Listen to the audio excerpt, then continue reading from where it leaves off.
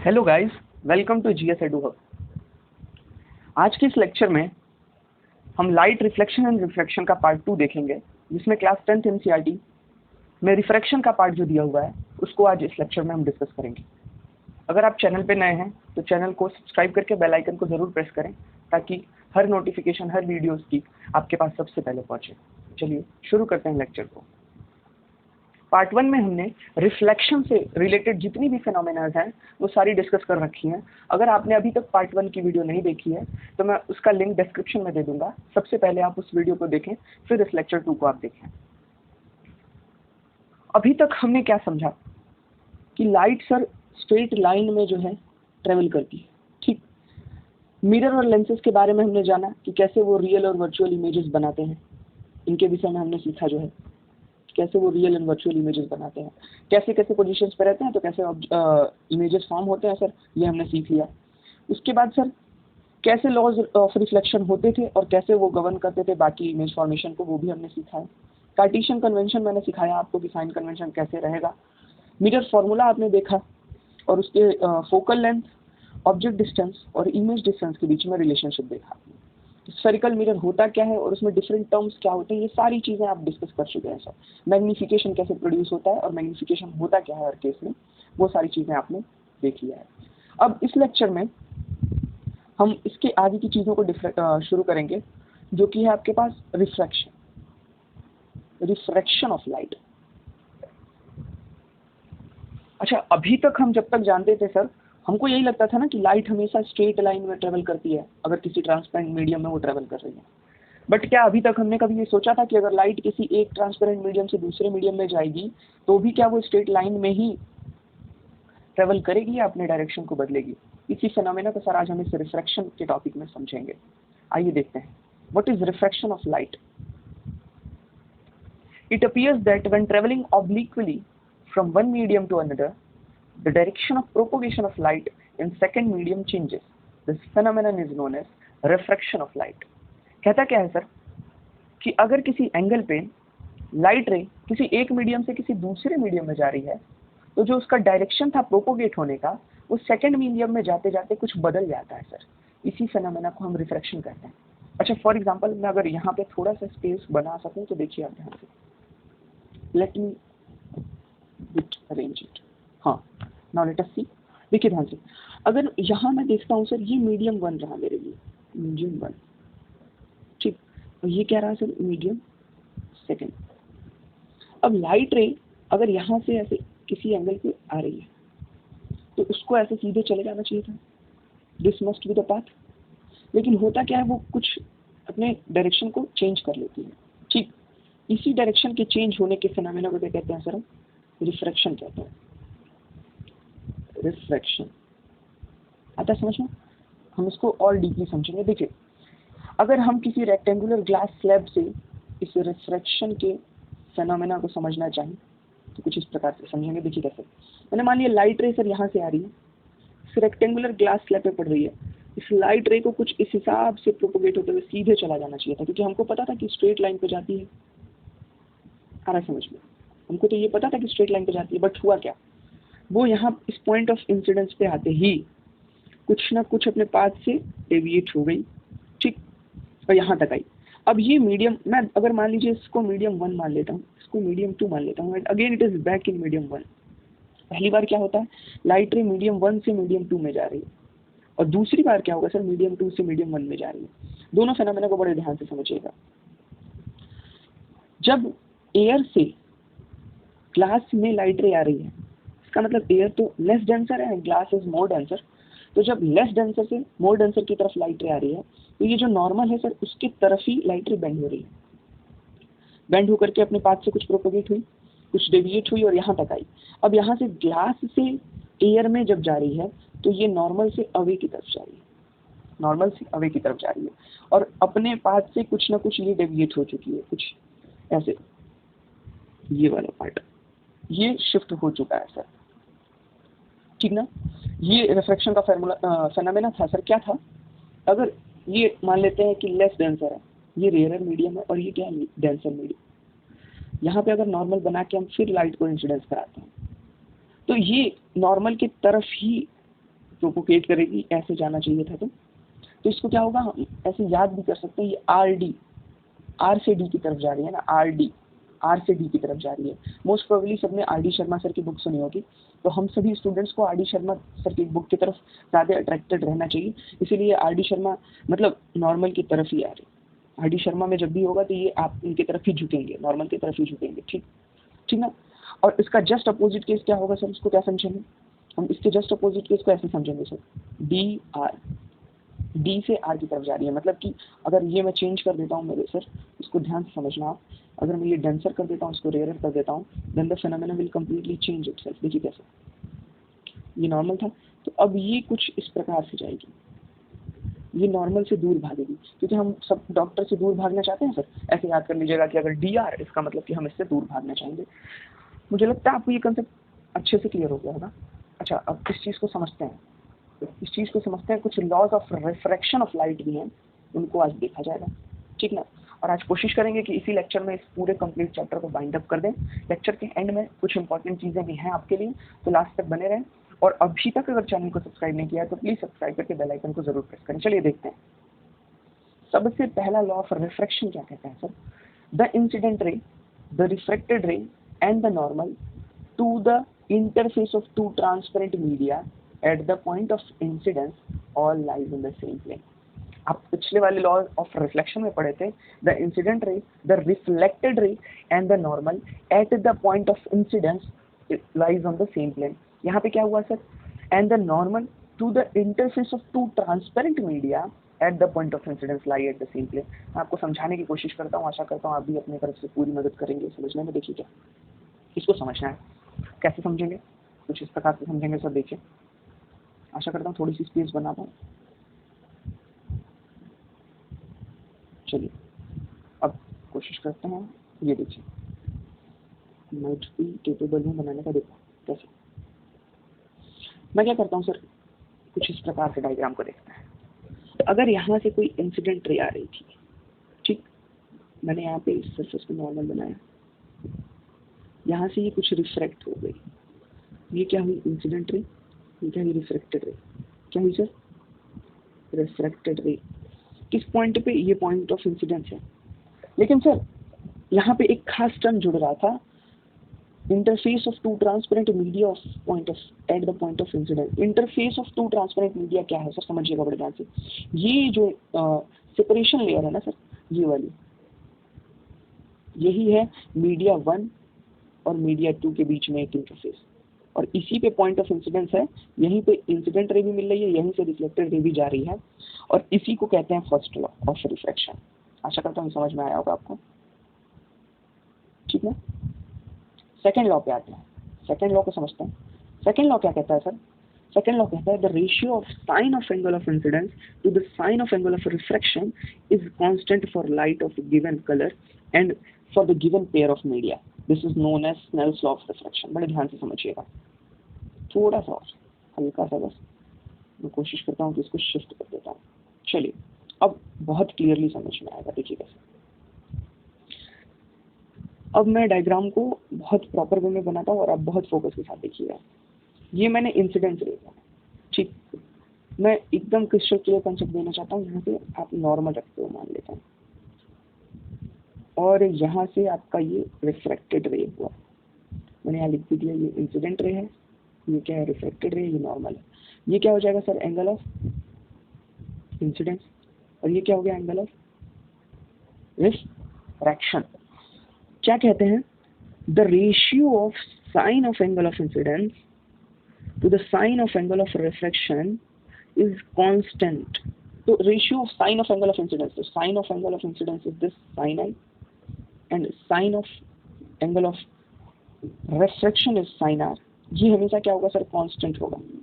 तो मान लेता हूँ किसी कांस्टेंट के बराबर ये होगा, late me change the colour, ये किसी कांस्टेंट के बराबर होगा, और इसी लॉ को हम क्या कहते हैं सर, स्नेल्स लॉ भी कहते हैं। क्या कहते हैं, स्नेल्स लॉ। इसको और डेप्थ में समझेंगे, और डेप्थ में समझेंगे, but this is true for theta of i, मतलब इंसिडेंस होगा कहाँ से कहाँ तक, 0 से शुरू होगा और 90 से छोटा होगा, ये तभी तक ट्रू रहता है, ठीक, ये नोट करने का पॉइंट था। तो ये sine of angle of incidence upon sine of angle of refraction ये कांस्टेंट के बराबर होगा, और इसको कभी कभी हम जो है म्यू से भी रिप्रेजेंट करेंगे। मैं आगे इस चीज के बारे में डिस्कशन करूंगा। चलिए आइए देखते हैं। ये जो एंगल ऑफ इंसिडेंस और एंगल ऑफ रिफ्रैक्शन का रेशियो था, इसको मैंने किसी कांस्टेंट के बराबर मान लिया, ठीक ना। इसी कांस्टेंट को सर हम इसी कांस्टेंट को रिफ्रैक्टिव इंडेक्स के नाम से भी जानते हैं। किस नाम से सर? Refractive index.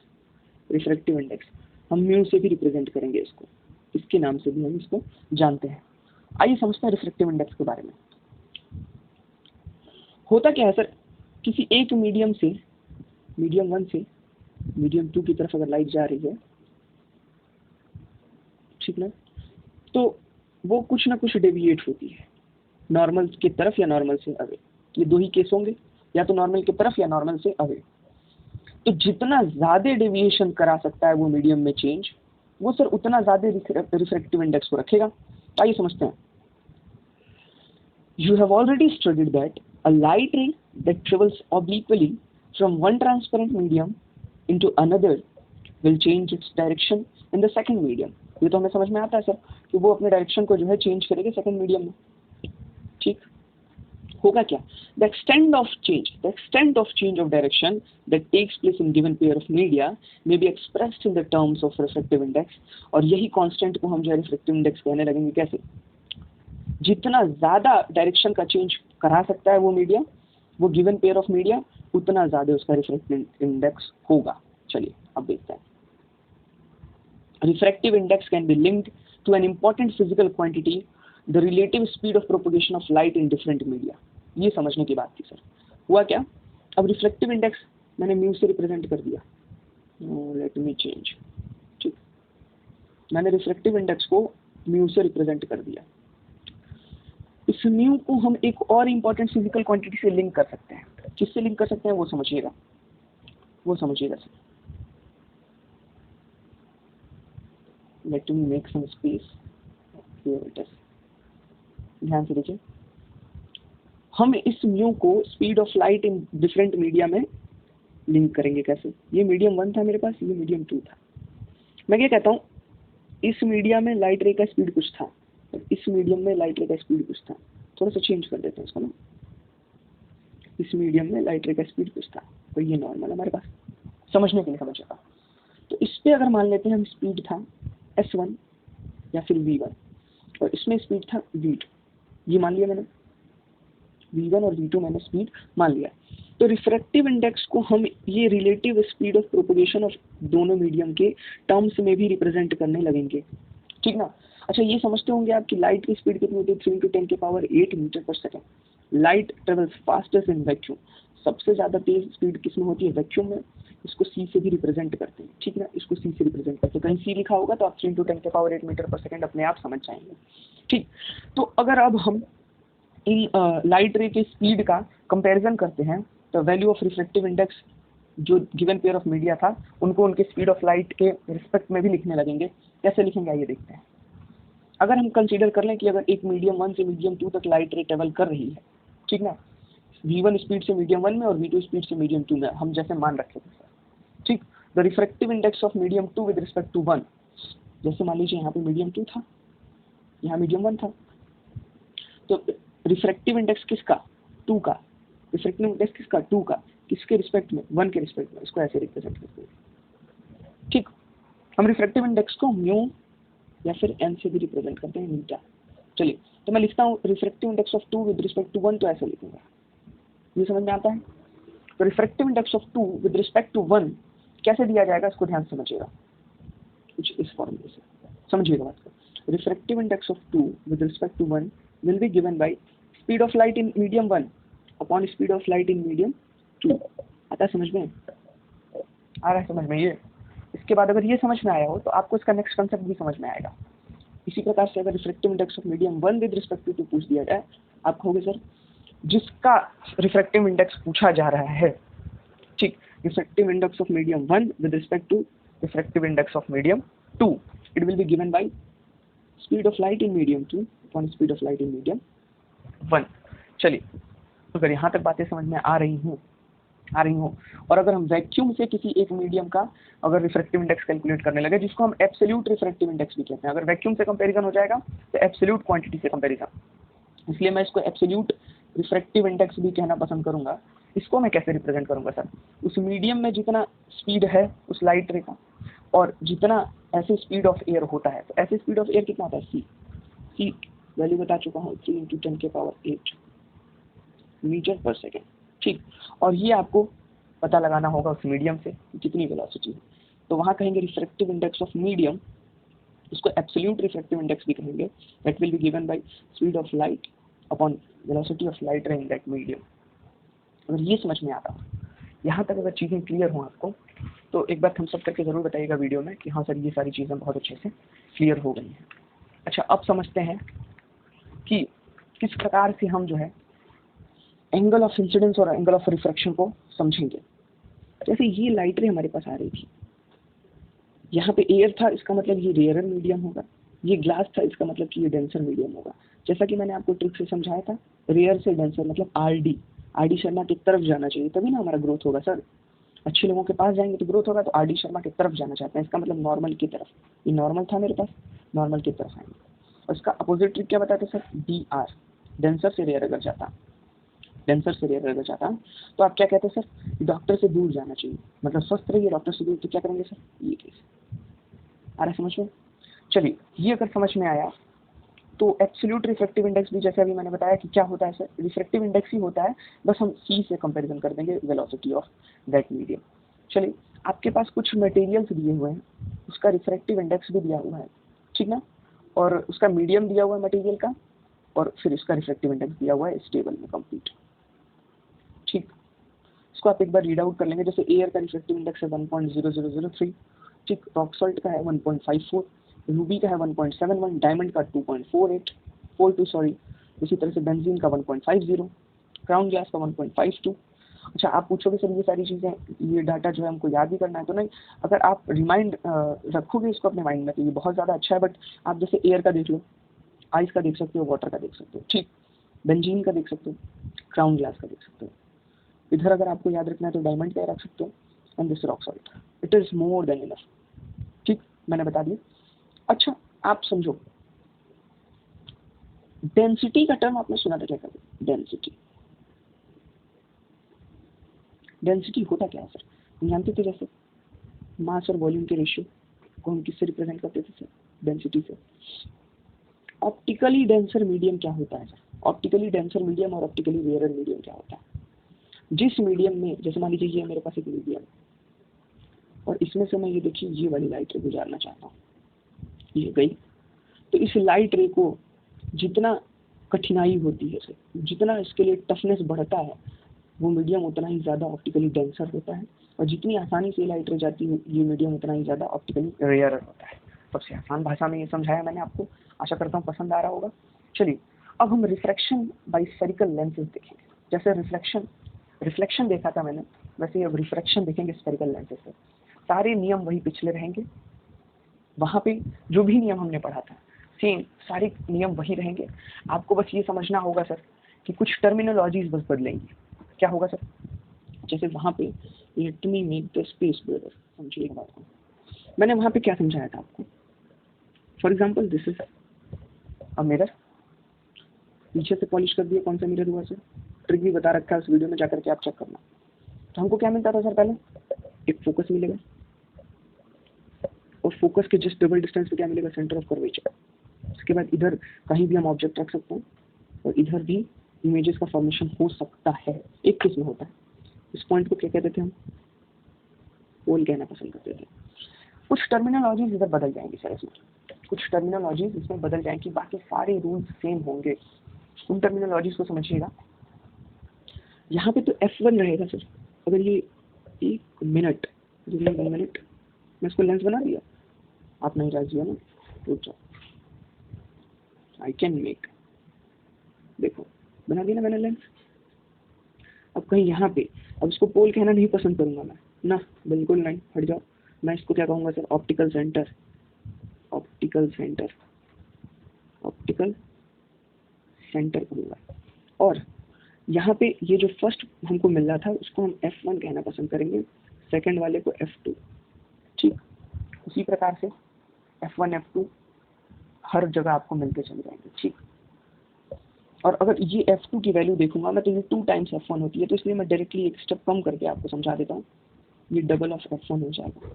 ठीक, उसी प्रकार से इधर अगर हम लेते हैं, हम इधर F1 ले लिया तो इधर F2 लिख देते हैं, इधर F2 लिख दिया, तो अब यहाँ पे जो पॉइंट मिलेगा उसको कहेंगे डबल ऑफ F2। आ रहा है समझ में? आशा करता हूँ ये समझ में आ रहा होगा। चलिए, यहाँ तक अगर चीज़ें क्लियर हैं, एक मिनट। तो वही पिछले लॉज, अगर लाइट रिपेलर आ रही है फोकस से होकर के जाएगी, आगे कन्वर्स कर दिया इसने। अगर लाइट रिपेलर आ रही है तो वो लगेगा कि फोकस से होकर के ही जा रही है, अगर डाइवर्ज भी कर रहा है तो लगेगा कि फोकस से होकर के जा रही है। तो इमेज फॉर्मेशन बाय लेंसेज हम लोग शुरू करते हैं। ठीक, सबसे पहले इस टेबल को आप एक बार देख लीजिए। अगर इन्फिनिटी पे है ऑब्जेक्ट और ये इमेज का पोजीशन पूछा जाए तो आपको सर ये फोकस पे बन रहा है, ये किस लेंस के लिए बात हो रही है सर? कॉन्वेक्स लेंस के लिए। ये होता है कॉन्वेक्स लेंस, इसमें शेप ऑफ कॉन्वेक्स लेंस। अक्सर ये देखने में भी लगता है ना कि आगे ले जाकर के कहीं ना कहीं कन्वर्ज कर देगा, और ये क्या होता है सर? Concave lens. ये लगता ही है कि कहीं ना कहीं ले जाकर के डाइवर्ज कर देगा। ठीक, this is converging lens CL and this is diverging lens DL। चलिए तो देखते हैं। सबसे पहला अगर इन्फिनिटी पे है फोकस पे इमेज का फॉर्मेशन होगा, छोटा सा इमेज पॉइंट साइज बनेगा और रियल एंड इन्वर्टेड। अगर आपको मैं पहले ही पिछले लेक्चर आप देखे होंगे तो आपको पता होगा, अगर रियल लाइट रेज का इंटरसेक्शन होता है तो हमेशा क्या बनेगा सर? Real image. और रियल इमेज हमेशा ही क्या होता है? इन्वर्टेड रहता है। चलिए, अगर बियॉन्ड 2f है, जैसे वहाँ बियॉन्ड C का केस था, तो क्या होगा sir? Between F2 and 2f2 बनेगा। आप एक बार पिछले केसेस को इससे लिंक करेंगे तो सारी चीज़ें सेम है, बस नेमिंग अलग हो गया। इसी प्रकार से अगर बिटवीन F एंड 2f अगर फोकस पे हो तब क्या होगा, और फोकस के आगे ऑप्टिकल सेंटर पे हो तब क्या होगा। इस सिमिलर पिछले केस के बराबर है, उसमें भी एक बार वर्चुअल इमेज का फॉर्मेशन होता था। कैसे होता है आप एक बार चेकआउट करेंगे, ठीक ना।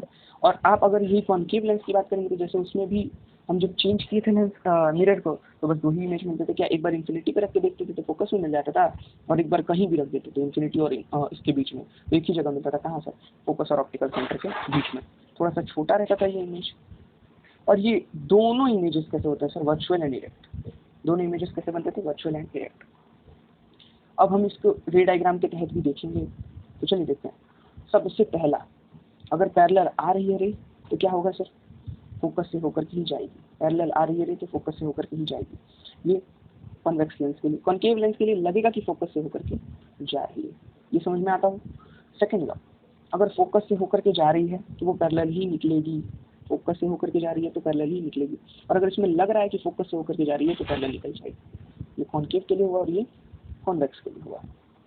थर्ड, अगर ऑप्टिकल सेंटर से, जैसे वहाँ पे क्या होता था सर? सेंटर ऑफ जा रही है तो वापस उसी से लौटती थी, उसी प्रकार से यहाँ ऑप्टिकल सेंटर से अगर जा रही है तो एकदम उसी पाथ को रिट्रेस करते हुए सीधा निकल जाएगी।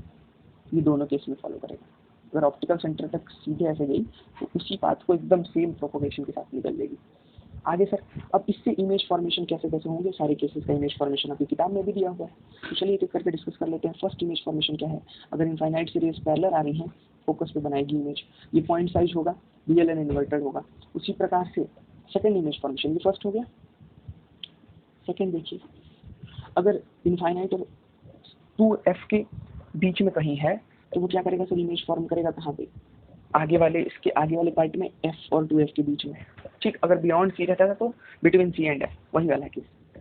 उसके बाद ये थर्ड केस है आपके पास, अगर C पे रहता था तो कहाँ बनता था? C पे ही। तो उसी प्रकार से अगर 2f1 पे था तो 2f2 पे बन जाएगा, लेकिन बनेगा वहीं। अगर फिर उसके बाद क्या होता था? बिटवीन C एंड F रहता था तो कहाँ बनता था? Beyond C। तो between C and F, between 2f and F है तो कहाँ बनेगा सर? Beyond C। तो बियॉन्ड C मतलब बियॉन्ड 2f मिल गया। एकदम पिछले केसेस को रिलेट करके रखेंगे तो एक बार उसको याद कीजिए भैया। फोकस पे रहता तो कहाँ बनता था? इनफाइनाइट। ये बना सर। अगर देखिए ये आपके पास पांचवा केस हुआ, ठीक, ये पांचवा केस हुआ। ये पिछला केस आपने देखा, ये तीसरा था, ये फोर्थ था, और ये फिफ्थ हो गया। ये सिक्स्थ केस क्या है सर? अगर फोकस और ऑप्टिकल सेंटर, वहां पे क्या होता था? फोकस और पॉइंट के बीच में रहता था तो कहीं पीछे साइड इमेज बनती थी। यहाँ पे भी ऐसा लगेगा कि कहीं ऐसे पीछे जाकर के इमेज यहाँ पे बनेगी, बट ये बन नहीं रही होती है। क्या होता है सर? ये वर्चुअल इमेज का फॉर्मेशन यहाँ पे हो जाएगा। मुझे लगता है ये समझ में आया होगा। उसी प्रकार से कॉनकेव लेंसेज के लिए क्या होगा, दो ही केस, एक बार अगर पैरेलल आ रही है इनफाइनाइट से डाइवर्ज होते हुए दिखेंगी और कहीं फोकस पे इमेज का फॉर्मेशन करेंगी, ठीक ना। ये भी वर्चुअल इमेज रहा। और अगर अब centre of curvature and focus के बीच में भी रख के देख लेंगे, कहीं यहाँ इमेज का फॉर्मेशन हो रहा है, ये भी वर्चुअल है। अच्छा, अगर मैं आपको एक इमेज का फॉर्मेशन समझा भी देता हूँ ताकि अगर कॉन्सेप्ट क्लियर ना हो, देखो यहाँ पे अगर मैंने ऑब्जेक्ट को माना एक पैरेलल रेज भेजा तो वो लगेगा कि फोकस से होकर के जा रही है, यहाँ पे आकर मिलेगी, ठीक, वर्चुअली मिली। और अगर मैं ऑप्टिकल सेंटर से भेज रहा हूँ तो ऑप्टिकल सेंटर से ही जा रही है, तो ये दोनों रेज कहाँ कट गई, यहाँ पे कट गई, यही भी इमेज का फॉर्मेशन बन गया। चलिए अब साइन कन्वेंशन क्या होगा सर स्फेरिकल मिरर के लिए। तो हमको साइन कन्वेंशन में बहुत ज़्यादा कुछ सीखना नहीं है, वही पुराने नियम पुराने सारी चीज़ें लगा देंगे। बस फोकल लेंथ जो भी है, आपका इमेज डिस्टेंस क्या है, ऑब्जेक्ट डिस्टेंस क्या है, ऑब्जेक्ट का हाइट क्या है, इमेज का हाइट क्या है, वो मेजरमेंट आपको प्रॉपर लेना है। बाकी साइन कन्वेंशन आपको समझ में आता है। लेंस फार्मूला इसमें थोड़ा सा चेंज हो जाएगा मिरर फार्मूला से। यहाँ पे क्या हो जाएगा सर, 1/v माइनस का 1/u will be equal to 1/f, ठीक ना। ये 1/v मतलब रेसिप्रोकल ऑफ इमेज डिस्टेंस, ये ऑब्जेक्ट डिस्टेंस का reciprocal will be equal to reciprocal of focal length. अच्छा, लेंस फार्मूला हमेशा वैलिड होगा हर सिचुएशन में, बस आपको क्या करना है, साइन को सही से लेना है। उसी प्रकार से मैग्निफिकेशन की बात करेंगे तो height of image upon height of object, पुराना केस, ठीक, ये मैग्निफिकेशन देगा आपको। और इसी प्रकार से distance of image on distance of object will also give us magnification. आ रहा समझ में? बस आपको साइन कन्वेंशन पर ध्यान रखना है, बाकी कुछ नहीं। अब लेंसेज के पावर के बारे में बात करते हैं, लेंसेज के पावर के बारे में बात। तो पावर ऑफ लेंस में क्या समझना है हमें, जैसे कि हमको पता है सर लेंसेज का नाम भी कुछ इस प्रकार से, जैसे कॉन्वेक्स लेंस को हम कन्वर्जिंग लेंस कहते थे, तो छोटे फोकल लेंथ का एक कॉन्वेक्स लेंस लेते हैं तो ज़्यादा एंगल पे जो है लाइट को कन्वर्ज करके रख देता है। इसी प्रकार से अगर एक छोटे फोकल लेंथ का हम कॉन्केव लेंस ले लेते हैं तो बहुत ज़्यादा एंगल पे लाइट को डाइवर्ज करके हमको देता है, ठीक ना। तो the degree of convergence, let me highlight it, the degree of convergence of or divergence of light rays achieved by the lens is expressed in the term of its power। Power है क्या sir, जैसे हम जो भी काम कर रहे हैं, अगर हम जनरल लाइफ में देखते हैं तो हमारे पास पावर कब होती है, जब हम किसी भी काम को बहुत आसानी से और बहुत अच्छे एक्सटेंट पे करने में सक्षम हो। तो लेंस का काम क्या है सर, लाइट को कन्वर्ज करना या डाइवर्ज करना। जितना ज़्यादा अच्छे से कन्वर्ज या डाइवर्ज कर पाएगी लाइट रे को, उतना ज़्यादा उसका वो पावर होगा, और पावर को हम पी से रिप्रेजेंट करेंगे, ठीक है।